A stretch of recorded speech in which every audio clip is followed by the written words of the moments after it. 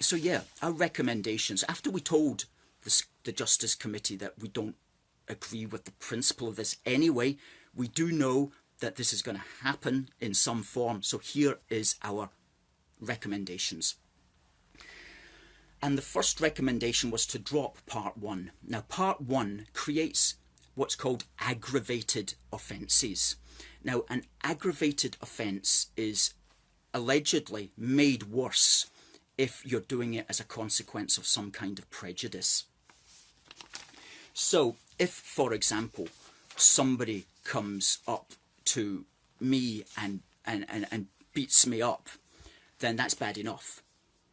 But if they come up and they say, I'm doing this to you because I've just heard Humza Yousaf say that all the top jobs in Scotland are occupied by white people, and I don't like that fact, then that would be racially aggravated.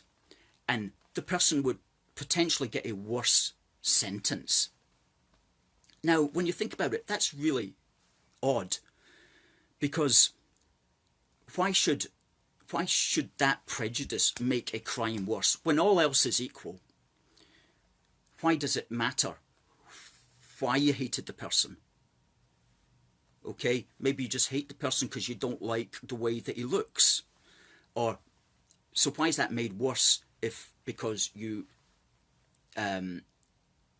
don't like the colour of his skin? You know what I mean? So it's aggravated offences came in 1998 with the Crime and Disorder Act, and prior to that there was a lot of debate, just as the sort of things that I'm saying about that, a lot of debate about it, and the Times newspaper was opposed to aggravated offences, and it said that people that crimes should not be treated more seriously as a consequence of the alleged prejudice of the criminal. They said that set up a statutory hierarchy of wickedness, where crimes against some people are worse than crimes against other people. And that is surely still the moral case for it. So we don't like that. We don't think that we don't believe that aggravated offences can be justified morally where all else is equal.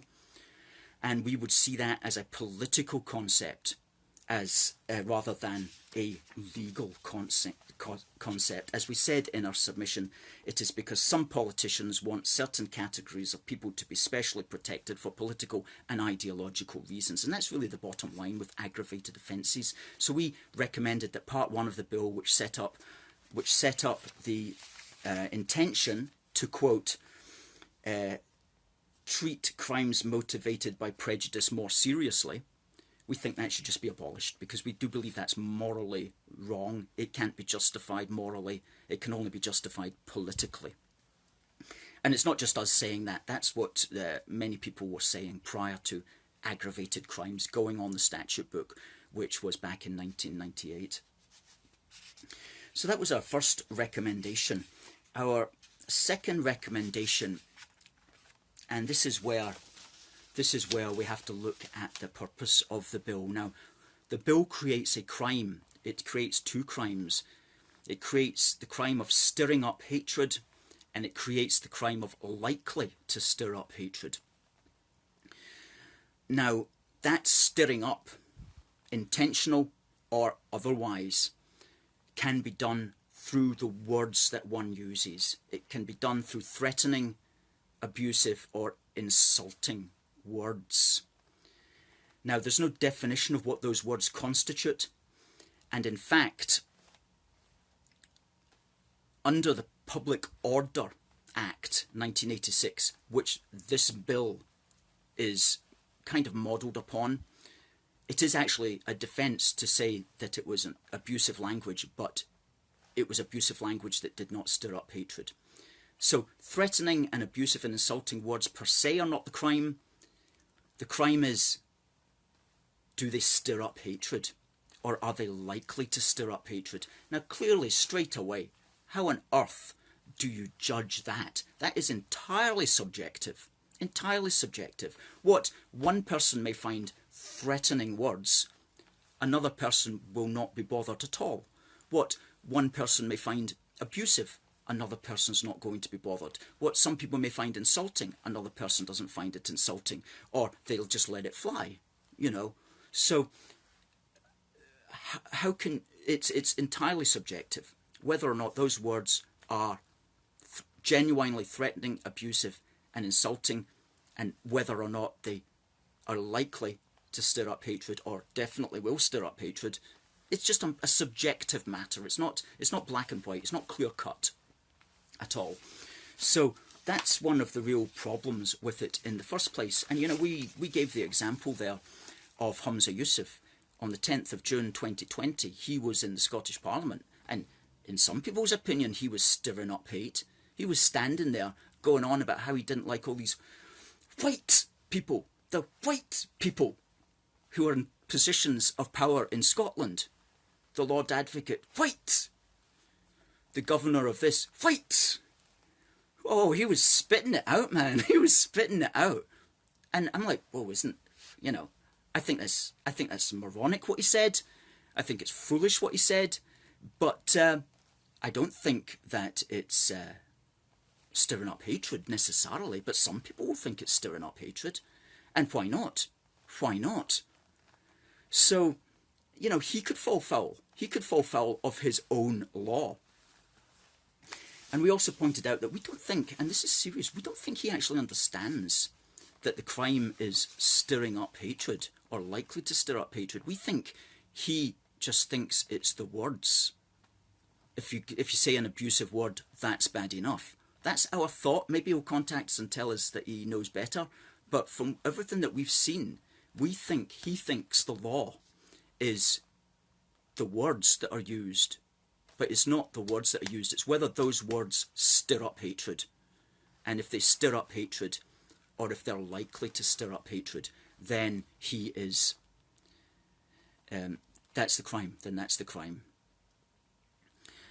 Robert's saying he's on another planet, and he suggesting that he was potentially stirring up hatred. That's correct. So we don't like that idea of stirring up hatred. We don't see how it can properly be, how there can be any kind of consistent judgment from court to court on that. It's very much just a matter of opinion. And as such, it's poor law, and it will encourage a lot of people just not to do anything or say anything. And consequently, that will make matters worse in society. Like what I was saying there about the bus blowing up. People will be afraid to even say who blew the bus up as a consequence of his rapid oxidation.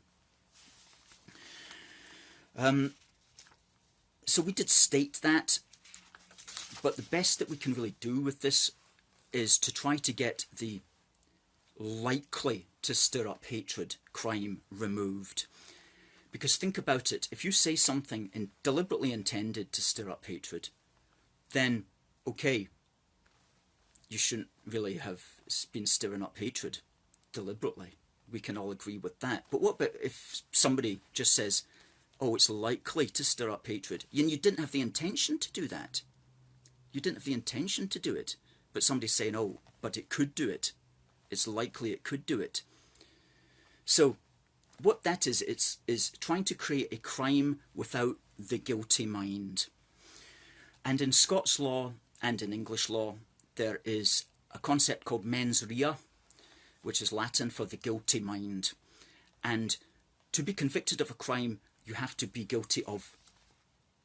They have to show that you have the guilty mind.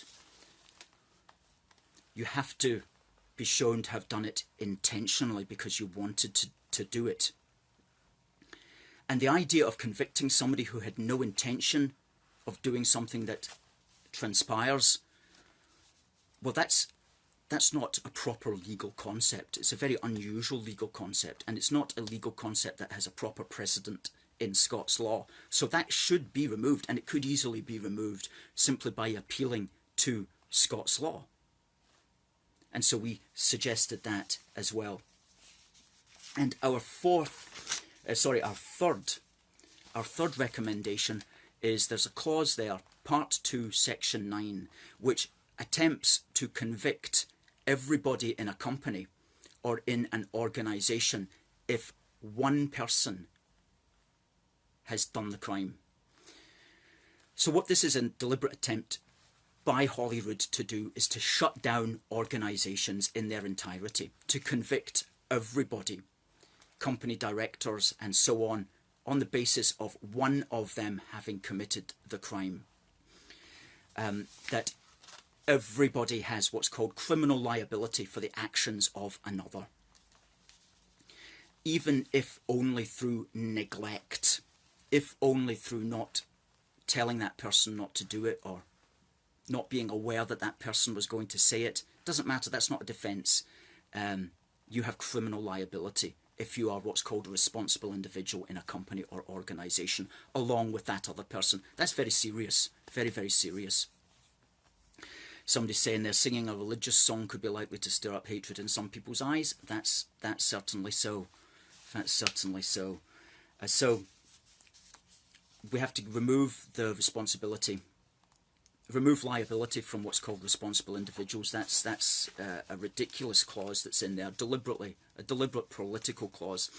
And the fourth recommendation, and I do suggest that you read this, it's at aforceforgood.uk. Look for Free Speech for Scots.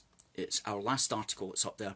We've made a proper clause which fully protects, as best as we can in these circumstances, freedom of expression.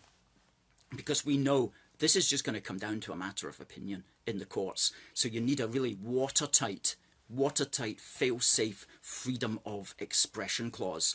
And we've got a 6-paragraph freedom of expression clause, and it's based upon law that already exists in the United Kingdom. And we've also taken some ideas from US and Canadian law on free speech as well, in order to put together a really fail-safe, what we believe is a pretty fail-safe freedom of expression clause, because the freedom of expression clauses that are in there at the moment are not strong enough, at all.